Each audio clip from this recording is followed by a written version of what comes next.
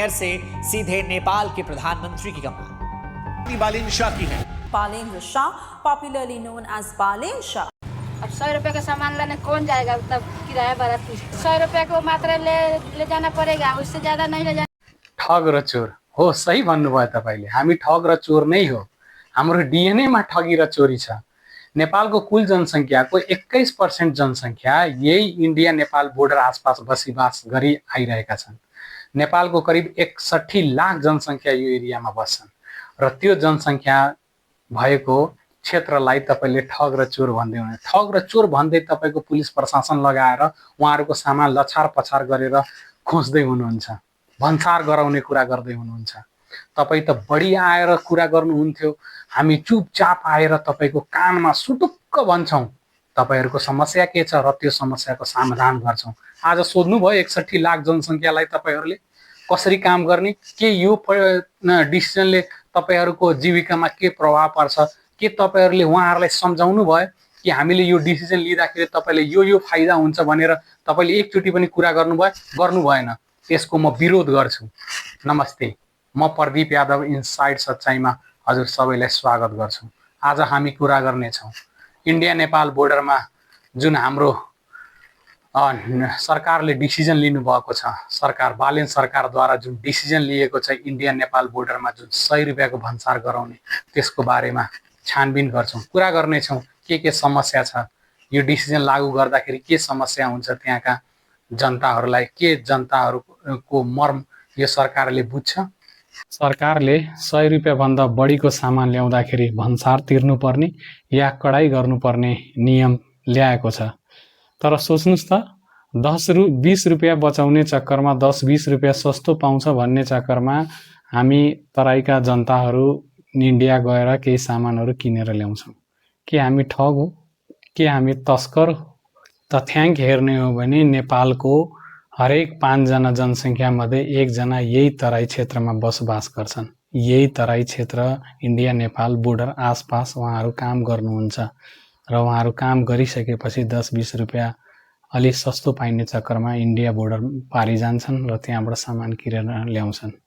तपाईँ सोच्नुहोस् त, त्यो गरिब जो ज्याला मजदुरी गर्छ, जो दिहाडी मजदुर छ, उसलाई कति गाह्रो परिरहेछ होला, जो भरिया छ उसलाई कति गाह्रो पर्छ होला यो डिसिजनले। तथ्याङ्क हेर्ने हो भने नेपालको 5 जना जनसङ्ख्यामध्ये 1 जना नेपाली यही क्षेत्रमा काम गरि आइरहेका छन्।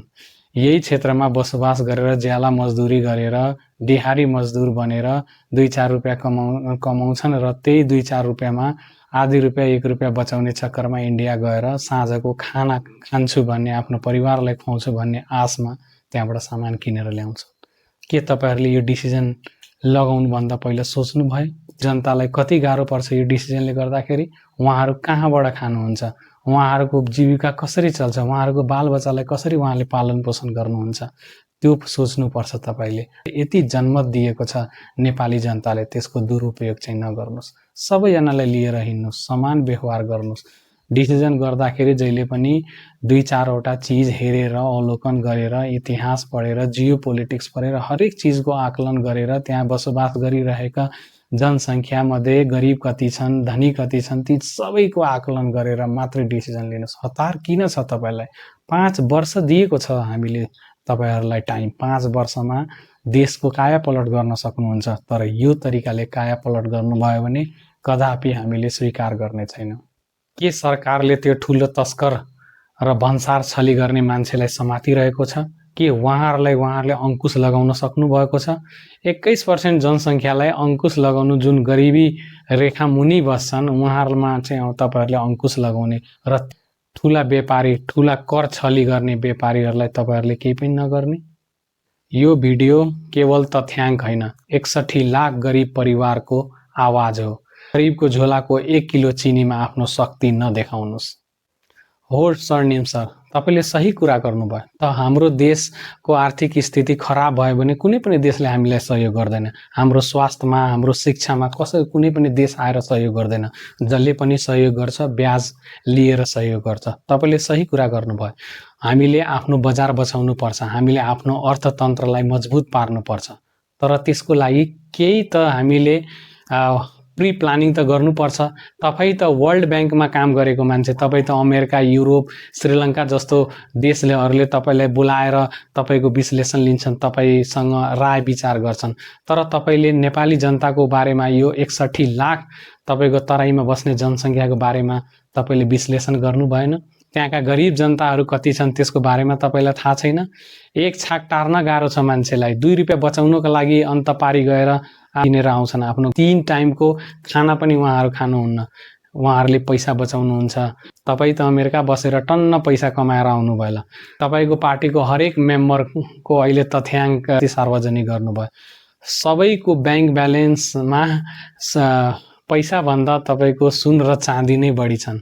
के त्यो सुन चाँदी हुने मान्छेलाई गाह्रो हुन्छ त?